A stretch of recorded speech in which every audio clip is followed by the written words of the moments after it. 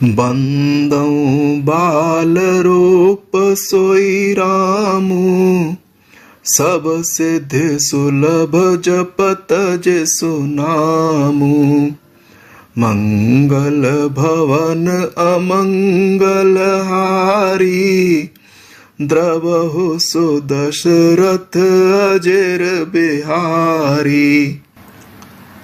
जय सिया राम।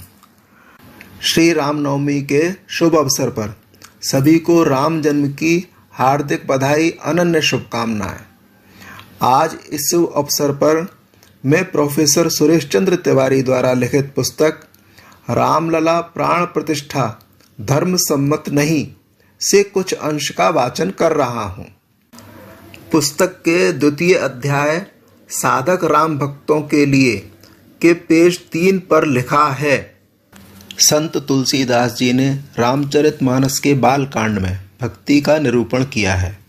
राम भक्तों में अग्रगण्य तुलसीदास जी ने सावधान किया है। बंचक भगत कहाई राम के, किंकर कंचन कोह काम के।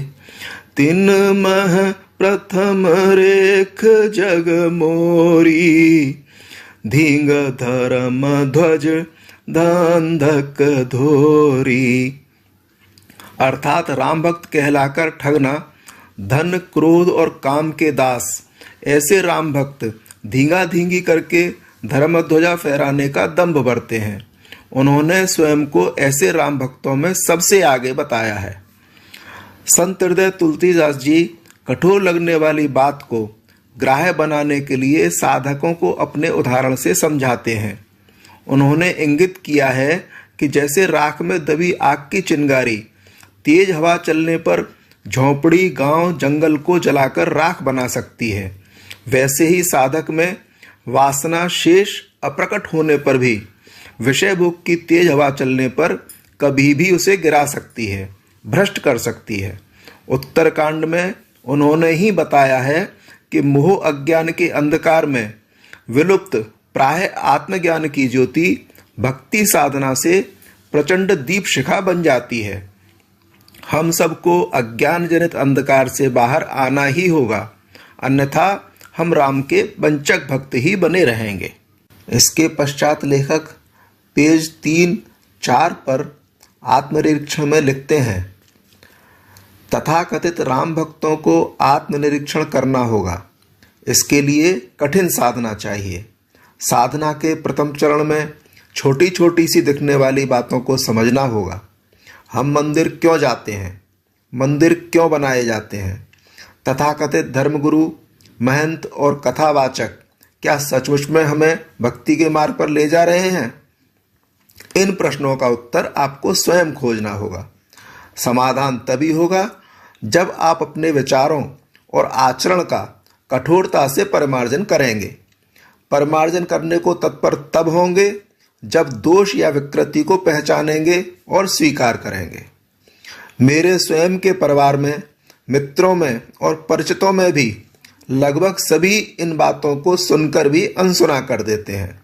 इसका प्रमुख कारण मानसिक जड़ता है, जो हमारी सोच है उस पर ही स्थिर रहेंगे। दूसरा कारण अल्पकालिक किंतु प्रत्यक्ष सांसारिक समस्याएं हैं। और स्पष्टता के लिए पहले व्यक्ति के निजी आस्था के भाव स्तर को समझने का प्रयास करते हैं। हमारे देश में अधिकतर परिवारों में कम से कम एक व्यक्ति ऐसा होता है जो नित्य पूजा पाठ करता है। दशकों पहले नियम का पालन परंपरा से या जितनी जानकारी है उसके आधार पर पूजा पाठ करना सामान्य बात थी। जप, व्रत, परिक्रमा आदि भी श्रद्धालुओं के लिए सामान्य बात थी।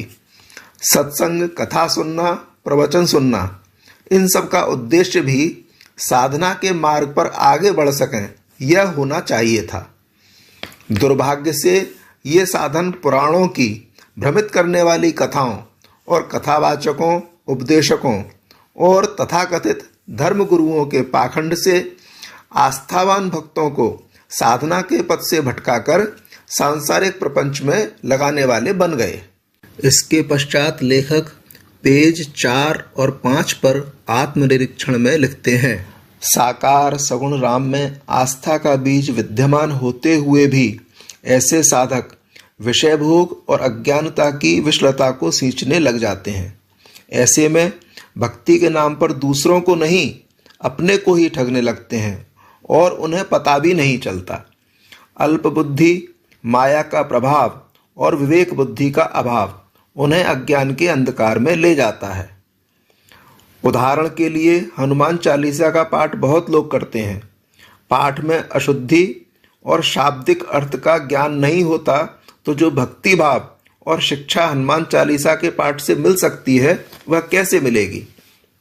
यही नहीं, बताने पर भी अशुद्ध पाठ ही करेंगे, पाठ करने की जल्दी करेंगे, न अर्थ समझेंगे और न उसके मर्म को जानने का प्रयास करेंगे। तुम रक्षक काहू को डरना हजारों बार दोहराने पर भी भयाक्रांत अन्यत्र सुरक्षा खोजेंगे।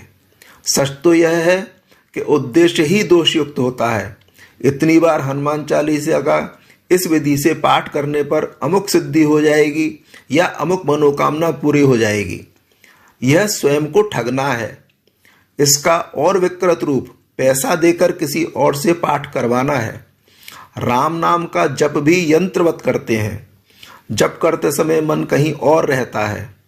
मन को एकाग्र करने का क्षणिक प्रयास भी नहीं करते। जप भी पैसा देकर करवाने का चलन हो गया। परिक्रमा में शारीरिक तप और मन का संयम होना चाहिए। नंगे पैर परिक्रमा लगाने के नियम का पालन करते थे, पर आहार विहार पर संयम का नहीं।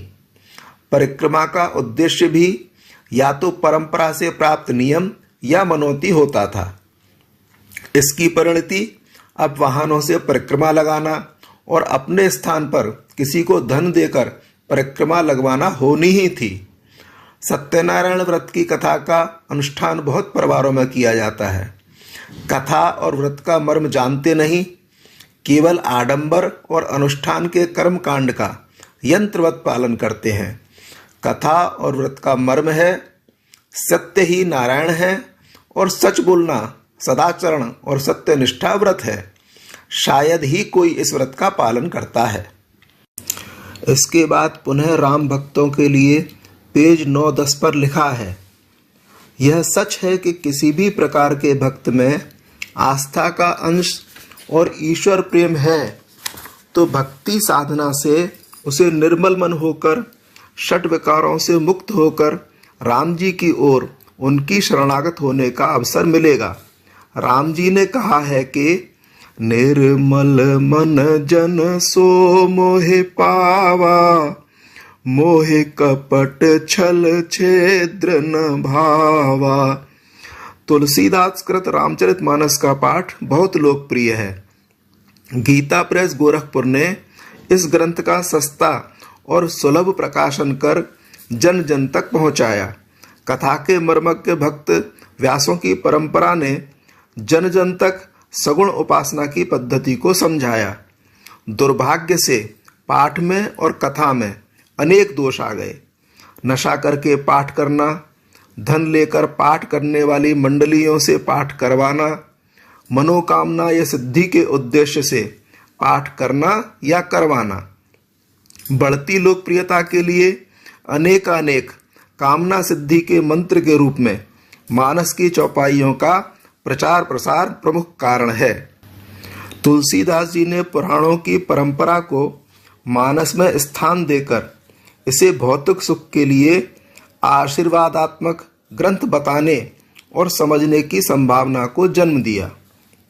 व्यास परंपरा और बहुत से विद्वानों ने भी मानस की चौपाइयाँ मंत्र शक्ति रखती हैं और कामना की पूर्ति कर सकती हैं, इस प्रकार के अज्ञान का प्रचार किया। कल्याण पत्रिका में भी इस तरह के लेख छपते रहते हैं। आस्थावान भक्त मानस का पाठ, मनन, चिंतन और आत्मनिरीक्षण करने पर इस तरह के पाखंड से दूर हो सकता है। यह उसे स्वयं ही करना होगा। वंचक तपस्वी, मानस मर्मज्ञ, उपदेशक, कथावाचक, पीठाधीश्वर, महामंडलेश्वर आदि उसे भटका सकते हैं। प्रश्न है कि ये वंचक हैं, यह कैसे पता लगेगा? यदि साधक भक्त सावधान है तो इन लोगों की धनलिप्सा, जीवन पद्धति, विलासिता और अपनी प्रसिद्धि कीर्ति की कामना देखकर ही स्पष्ट हो जाएगा कि ये राम कथा के माध्यम से सांसारिक माया जाल का पोषण कर रहे हैं। साधक के मन में यदि सूक्ष्म वासना भी विद्यमान है तो इनके संग से वह प्रबल हो सकती है। बालकांड में एक कथा है। कैकय देश के राजा सत्यकेतु के बड़े पुत्र प्रताप भानु को राज्य का उत्तराधिकारी बनाया गया।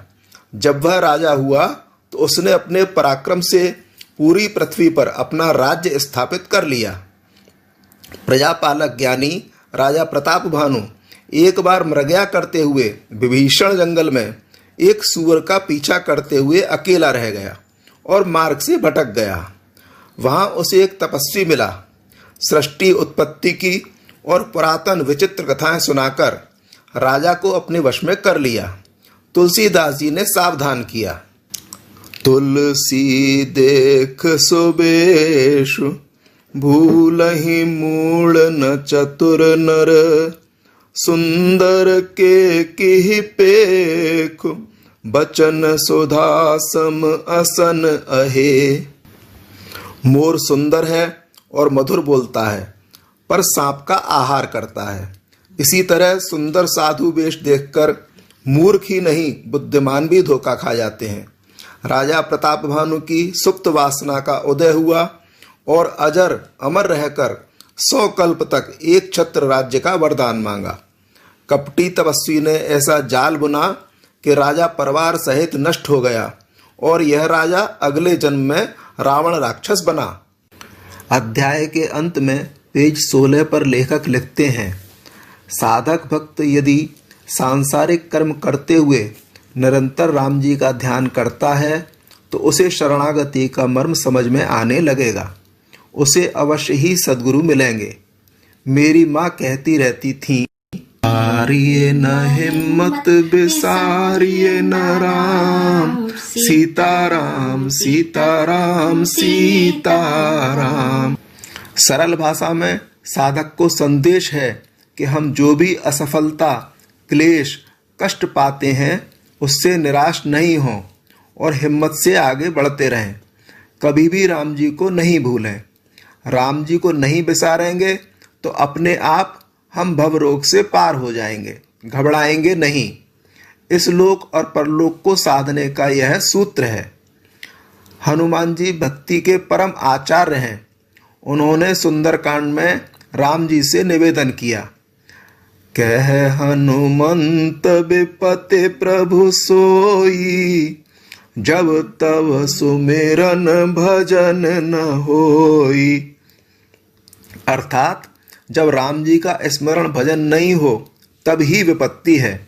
किष्किंधा कांड में हनुमान जी कहते हैं कि मायावश में भूले हुए थे पर राम जी को पहचानते ही उनकी शरण हो गए और कहा कि जैसे सेवक स्वामी के भरोसे और पुत्र माता के भरोसे निश्चिंत रहता है वैसे ही मैं राम जी के भरोसे हो गया हूँ।